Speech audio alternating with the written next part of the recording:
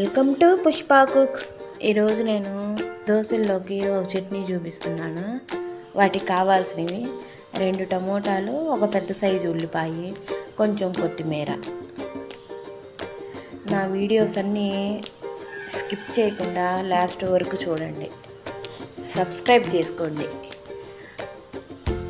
ఒక బాండీలో కొంచెం ఆయిల్ వేసుకొని పసుపు వేగినాక కొంచెం జీలకర్ర వేసుకున్నాక చిన్నులపాయ పేస్ట్ అయినా వేసుకోవచ్చు.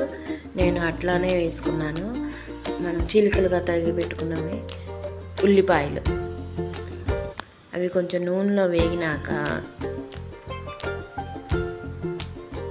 కొంచెం మెత్తపడ్డాక టమోటాలు ఇట్లా ముక్కలుగా చేసుకొని ఉంచుకోవాలి.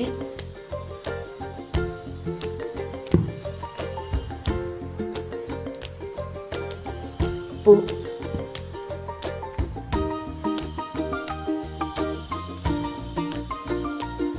ఆ టమోటాలు ఉల్లిపాయలు వేగినాక చింతపండు, కొంచెం ఆ ముక్కలకి తగ్గ చింతపండు కారం వేసుకొని కొంచెంసేపు మూత పెట్టి మగ్గనియాలి సిమ్లో పెట్టుకొని.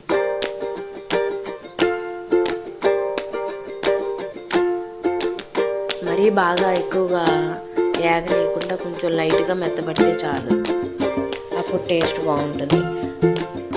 అవన్నీ మగ్గినాక కొంచెం కొత్తిమీర వేసి 1 నిమిషం ఉంచేసి స్టవ్ ఆఫ్ చేసుకొని మనం మిక్సీ జార్ తీసుకొని దాంట్లో వేసుకోవాలి. అది చల్లారాలి. చల్లారినాక మనం పేస్ట్ లాగా చేసుకోవాలి, మరి మెత్తగా కాకుండా.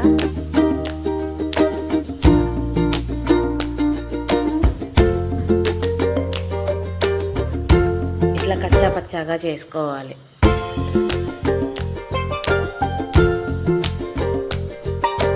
నేనైతే మిక్సీ వేసాను, మీకు రోట్లో ఉంటే కనుక రోట్లో అయినా తెచ్చు. ఇట్లా ఒక బౌల్లో తీసుకున్నాక చిన్నులపాయలు వేయించుకున్నవన్నీ దీని మీద వేసుకున్నాను. ఇడ్లీలోకి కానీ, దోశలోకి కానీ, పప్పంగల్లోకి కానీ, కొత్తిమీర రైస్, జీరా రైస్, పుదీనా రైస్లోకి అన్నిట్లోకి బాగుంటుంది.